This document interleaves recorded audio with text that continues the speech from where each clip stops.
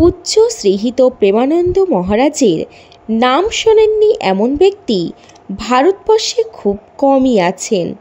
তার জ্ঞান ও ভক্তির আলোতে আমরা সকলেই আলোকিত। সেই জ্ঞান ও ভক্তির একটি গল্প আজ আমি আপনাদের সামনে তুলে ধরব আমার চ্যানেল মহাত্মা কথায়।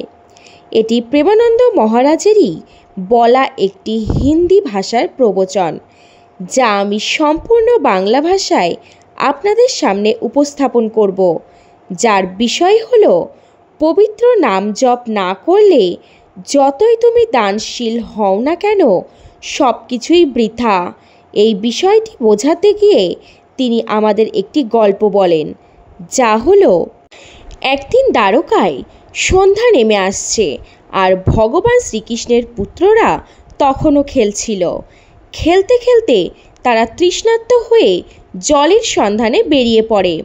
তারা একটি কুয়োর সামনে এসে দেখতে পেল যে ভিতরে আটকে আছে একটি বিশাল গিরগিটি।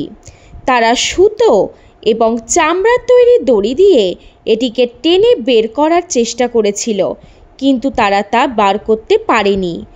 যখন তাদের প্রচেষ্টা ব্যর্থ হয় তখন তারা ভগবান শ্রীকৃষ্ণকে পরিস্থিতি সম্পর্কে অবগত করেন।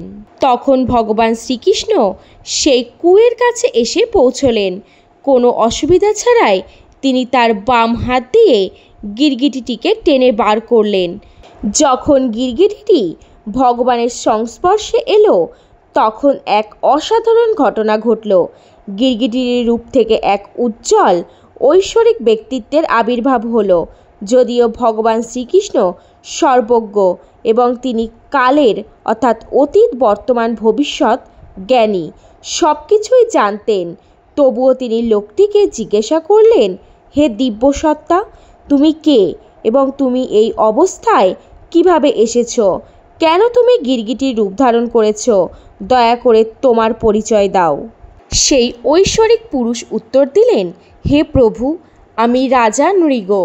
আমি একজন মহান সম্রাট ছিলাম এবং আমার উদারতার জন্য বিখ্যাত ছিলাম। অবশ্যই আপনি আমার নাম শুনেছেন। রাজা নৃগ আরও বললেন, হে প্রভু, আমি আমার যৌবনকাল থেকেই অসংখ্য দান কাজ করেছি। আমি অসংখ্য দুধ উৎপাদনকারী, সুন্দরী এবং সুসজ্জিত গরু দান করেছি। আমি ধার্মিকভাবে অর্জিত সম্পদ দিয়ে এই গরুগুলি সংগ্রহ করেছি এবং তাদের শিং সোনা দিয়ে এবং খুরে রূপা দিয়ে সাজিয়েছি।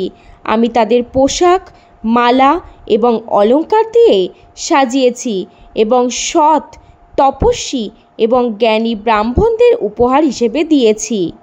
আমি জমি, সোনা, ঘোড়া, হাতি এবং অন্যান্য মূল্যবান জিনিসপত্র দান করেছি। আমি যজ্ঞ করেছি এবং কূপ, জলধারা এবং বিশ্রামাগার তৈরি করেছি। তবুও একটি ছোট্ট ভুল আমার সমস্ত দানশীলতাকে বাতিল করে দিয়েছে। শুধুমাত্র একটি ছোট ভুল আজ আমার এই বড় পরিণতির কারণ। একদিন হঠাৎ করেই আমার গোয়াল ঘরে একটি গরু ঢুকে পড়ে। ওই গরুটি ছিল একজন তপস্বী ব্রাহ্মণের, যিনি কখনো দান গ্রহণ করতেন না।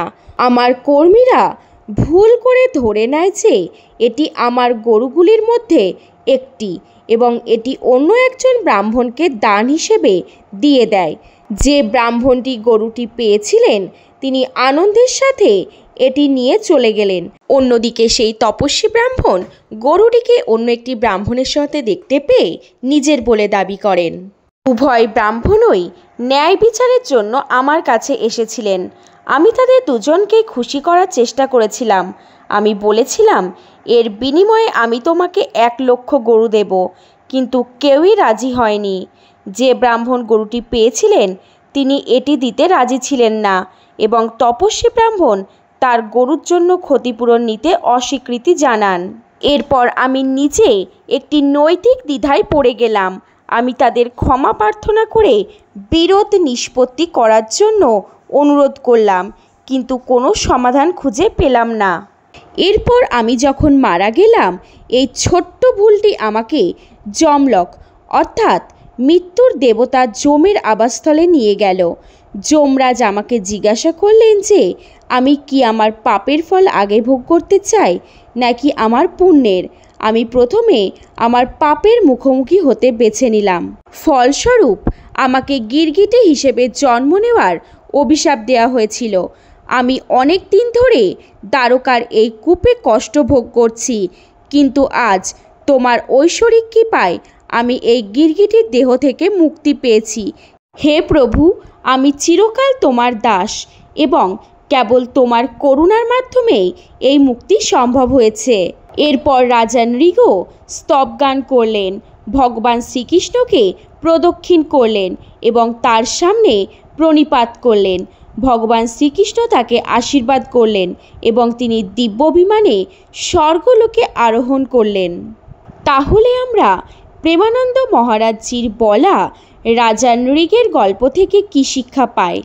ধ্রুবদাসজি মহারাজ শ্রী 42 লীলায় উল্লেখ করেছেন, যদি কেউ পুণ্য অর্জনের আশায় সুমেরু পর্বতের মতো বিশাল সোনা, অগণিত রত্ন, খাদ্যশস্য অথবা জমি দান করে অথবা পাপমোচনের আশায় অসংখ্য তুলাদান স্বর্ণের সাথে নিজেকে ওজন করে দান করা, প্রয়াগের মতো পবিত্র জলে স্নান করা অথবা শুদ্ধ উদ্দেশ্য নিয়ে কাশীতে গ্রহণের সময় দান করা, যদি তারা শয়নকক্ষ দান করে, কন্যার বিবাহ দিয়ে তাকে দান করে অথবা কুরুক্ষেত্রের শুভকালে গরু দান করে, এই সমস্ত পুণ্যকর্ম সত্ত্বেও তারা সমস্ত পাপ থেকে মুক্ত হতে পারে না।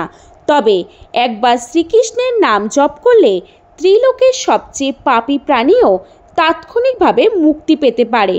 রাজা নৃগের অগাধ দানশীলতা সত্ত্বেও একটি ভুলের কারণে তিনি গিরগিটি হিসেবে জন্মগ্রহণ করেন।